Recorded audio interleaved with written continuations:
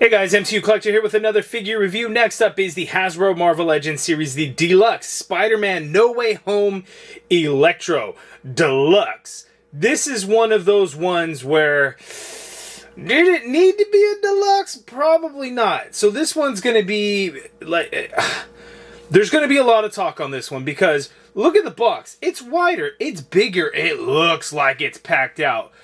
But it's kind of tricky because those electric effects are the same ones that came with the Francine Fry Electro on the retro card.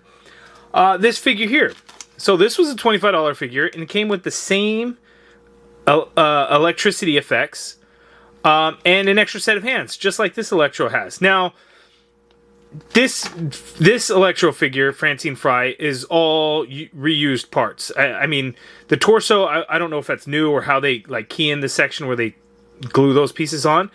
I don't know how exactly that works. But there's not really anything new other than the head sculpt, of course. But like this Electro figure is going to be 100% new. And then the conversation is, just because it's 100% new, does it need to be a more expensive figure? And I think the answer is no, because we get it a lot in the $25 figure. So the fact that this comes with the same exact electricity effect pieces, an extra set of hands, just kind of goes to show you, like, should it be a deluxe? And I'm going to relate this to the Star Wars Black Series figures. There's several different deluxe releases in Star Wars Black Series. And I don't know that any of them truly should have been deluxe. And that's what I'm going to kind of equate this figure to. It's like it got a deluxe release, but should it really have been a deluxe? I mean, Hasbro seems to think so, and they set the price that way. But the consumer, will they agree? I don't know. I think, you know, people want the MCU figures. They wanted all the Spider-Man villains from Spider-Man No Way Home, and we're getting there. They're doing them, but at a premium cost. And I don't know how the consumer's going to react to that. There is a lot going on in terms of the sculpt here, yes. But even still, like this thing was $40. I found it at Target, toysnowman.com. They're based in Canada. They have this figure in stock right now, so I'll have a link in the video description below. And then if you use my referral link, which I'll also have in there, if you create a new account, you get a 5% off coupon code. They also have the Target exclusive Savage Land Professor X in stock if you're looking to pick that up. I should have that any day now to review for you guys as well.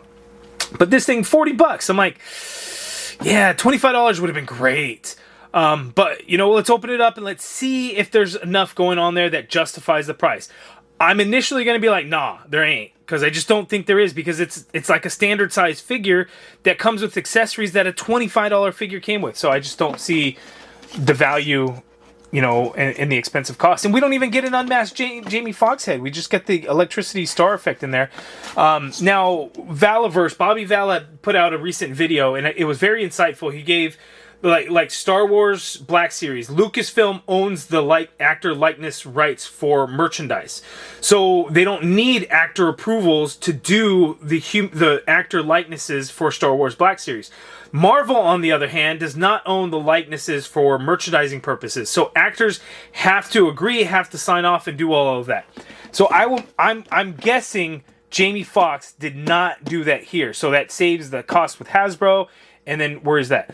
Us, the consumer, we don't get it, and that sucks. Now, if it included that, that would help the price, but the fact that it doesn't just definitely doesn't help the price. But anyway, look at the artwork on the back. The bio reads, brought in from another universe with Doctor Strange's spell, Max Dillon comes back stronger than ever as the electricity manipulating villain. So there he is. Let's open it up, and let's see.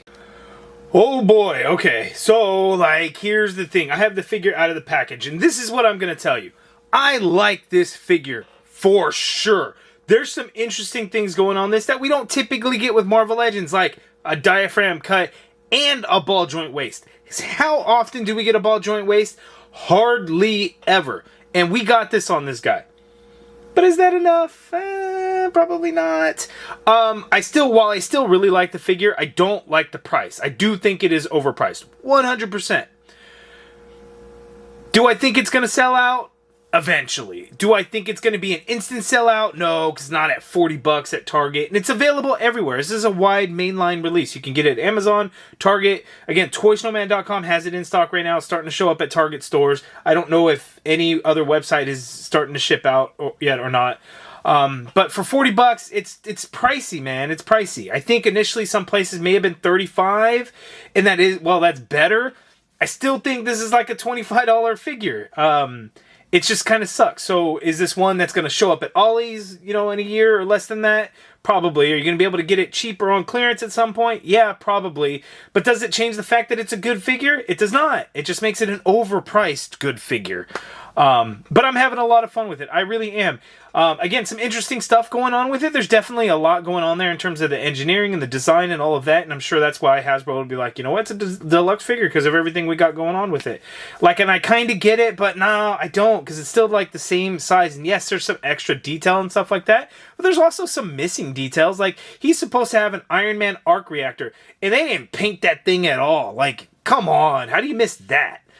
So that's just kind of tough. But enough ranting and raving and everything like that. Let's get the bright lights back going, because I just got yellow lights going on right now. Let's get the bright lights going, and let's take a closer look at the figure and talk about those details and things that I mentioned. Okay, so Electro. You got the big old star electricity effect. And this is also like a cool way to hide the fact that you're not getting Jamie Foxx's likeness, right? Ideally, yeah, that's what we want to get. We just didn't get it. I hope that Hasbro tried. At the very least. Now, but because they didn't, this is a way to do that. Maybe that's why this one came out a year after the other Spider-Man No Way Home wave.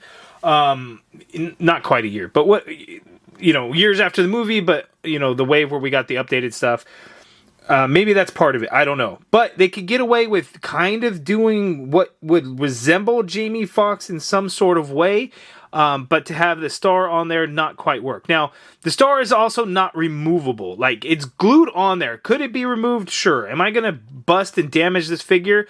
No, I don't think so. Like, maybe if I get another one, that might be something that I do, but I don't know that I want to do that. And I don't know that Hasbro would necessarily risk doing a full-on Jamie Foxx likeness under there just to pull this off and it be there.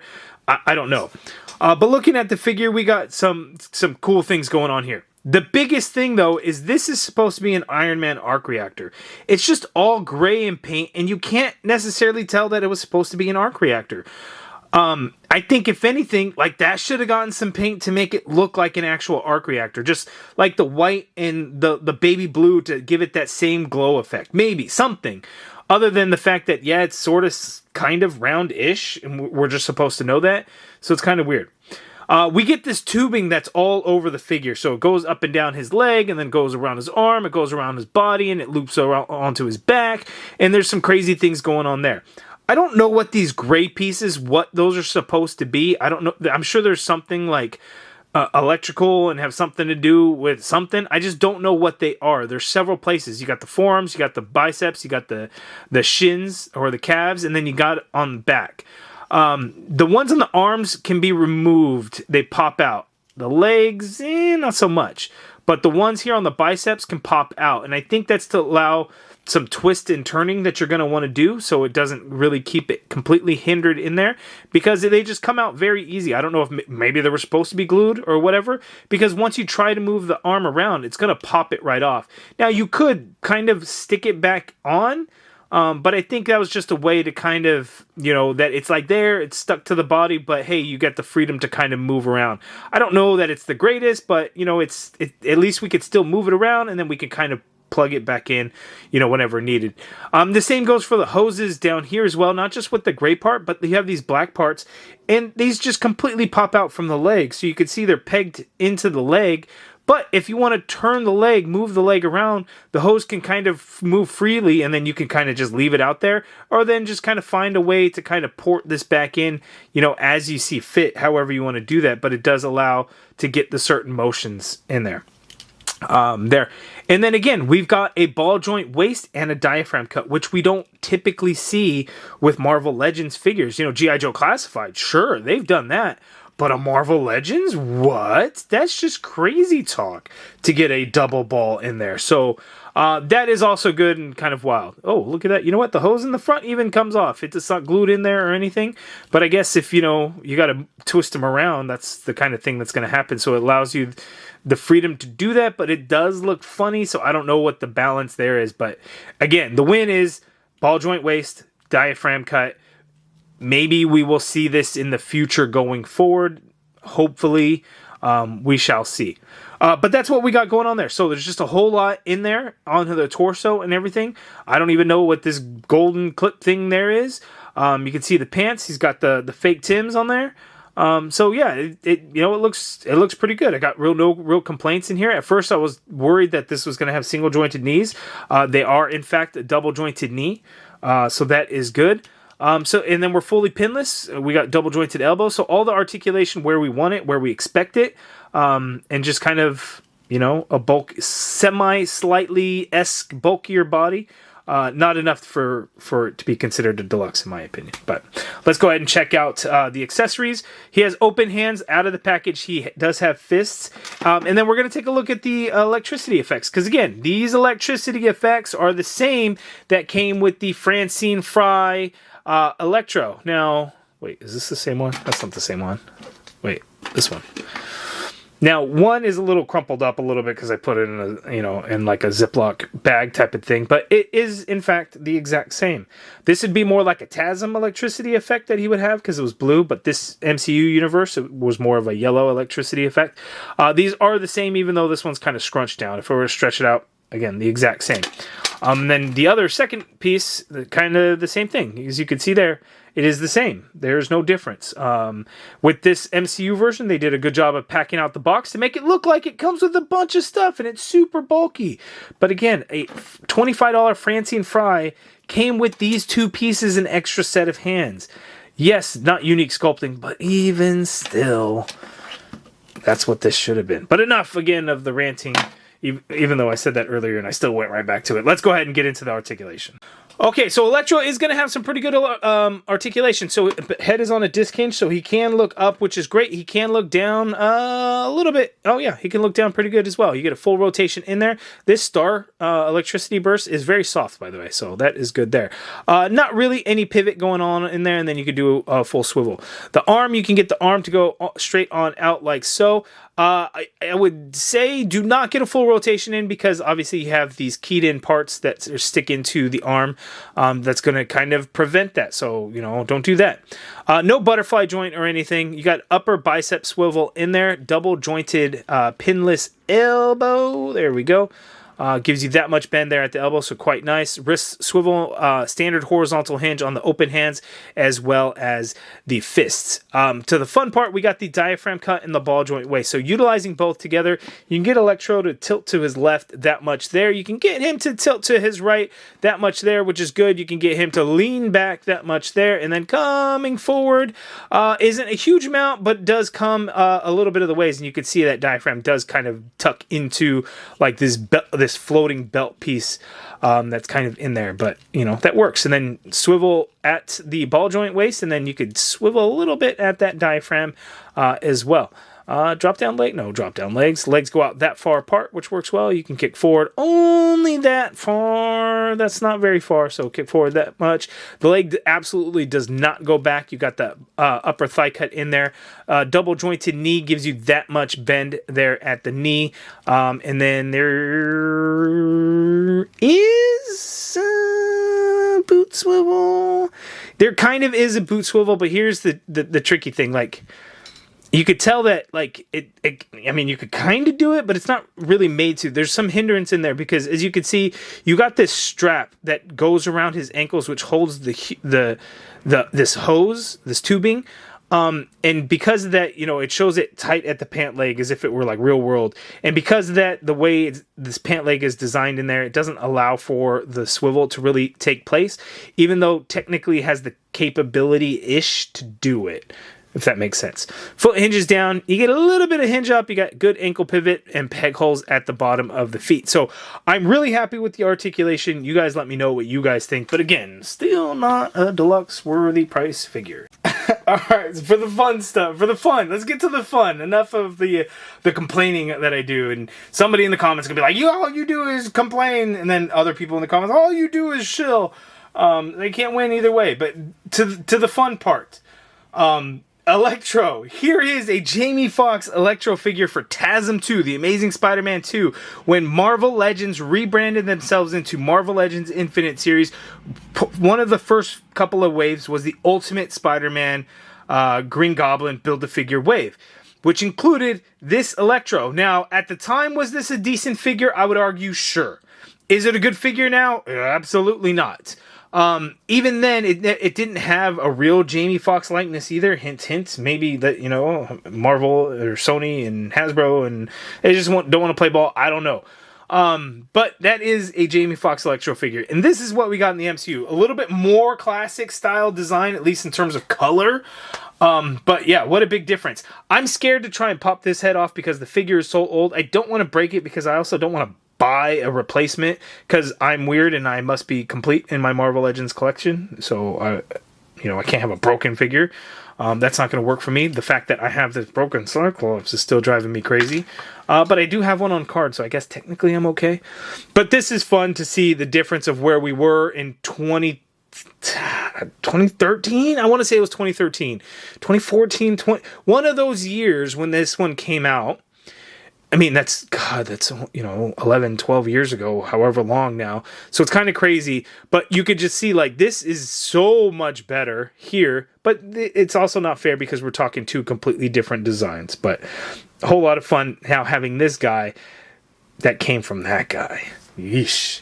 Okay, and so for some more fun, we've got the comic iterations of Electro. We got the Max Dillon comic, and then we got the Francine Fry comic version there. And you can see they got that electricity starburst effect on their faces there, too. At least here with Jamie Foxx, it is a translucent yellow, which is kind of cool, but it's because it was actual electricity and not like actual like mask type of thing. But it's cool to see comic counterparts versus MCU counterparts. And of course, here are our Spider-Man No Way Home villains. We've got Doc Ock, we've got Green Goblin, we've got Sandman, we've got Electro. We do not yet have Lizard. He is an upcoming Amazon exclusive, so I'm not sure exactly when. I'd have to double check on what the release is for him, but he has not released. There are some new parts with that, but there is a lot of reused parts from an older, The Amazing Spider-Man movie Lizard figure that was made by Hasbro that came out as a Walmart exclusive line. And it wasn't a great figure. They did reuse some of those parts for the the Sauron Build-A-Figure. And then some of it's getting reused again for the upcoming Lizard figure, which I don't hate necessarily, but I would have preferred just an all new body altogether because I think in the movie, Lizard was a little bit bulkier than what that figure kind of represents. But it's been a long time coming to get these. We had Sandman in that wave that came out, I want to say over a year ago. It was a long time ago. And then, Doc Ock and Green Goblin had come out probably over a year ago now too. Those were kind of the first, and then that Sandman had come out in a later wave along with Spider-Man. And then we did get, newer versions of all three Spider-Man. So let's go ahead and see how Max measures up to those guys. Okay, so there is Electro next to Peter 1, Peter 2, Peter 3, Friendly Neighborhood Spider-Man, Amazing Spider-Man, and Spider-Man. There, I didn't bring out the final swing because there was no interaction with Electro in that particular suit. So we're getting closer and closer, just one more figure to go so we can have that final battle at the Statue of Liberty. But very cool to finally get all these characters from Spider-Man No Way Home. We're almost there. And, we got Electro, we got 4 down, 1 to go. Yeah, 4 down, 1 to go. Alright, so that is the review of the Electro. Do I like the figure? Yeah, I absolutely love the figure. But again, I still do think it was overpriced. You guys give me your thoughts down in the comments below. I think this is one where hardcore collectors are going to be like, no, we're turned off from the price. We're either not going to buy it or we're going to wait until it goes cheaper. This could also be a situation where casual fans, they see it, they're like, oh, I want that figure. That's the price that it is. I'm going to go ahead and buy it. Me, I obviously want to get figures early so I can review them because it's better for the YouTube channel. Obviously, the earlier the better. That, and I have absolutely no patience when it comes to collecting the things that I want to collect. Like, I'm willing to pay full price to get these figures in so I can review for you guys and have them in my collection. Sometimes I do wish that I would wait for them to go on sale or wait for them to go on clearance and get a better deal. But again, that's not for the YouTube channel. Obviously, I got to be able to get them earlier. Earlier, the better. But I think, again, this is one, If you can wait it out, probably wait it out. But if you absolutely must have it in your collection, I do think you are going to be happy with the figure. Maybe still not happy with the price. But you guys give me your thoughts down in the comments below. If you're looking to pick this up, it has started to hit Target stores. $39.99 in Target stores. It might be $34.99 to pre-order at other places. I honestly don't remember. If you want to get it like right now or have it order, secure it right now, toysnowman.com has it in stock right now for $36. They're based in Canada, but they do have like flat rate shipping to the US. It's like $8.99.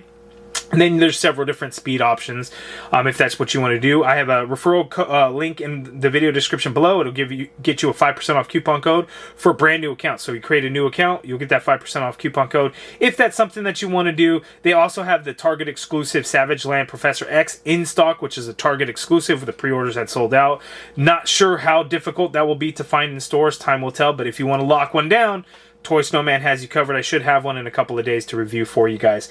But again, I love this figure. Don't love the price.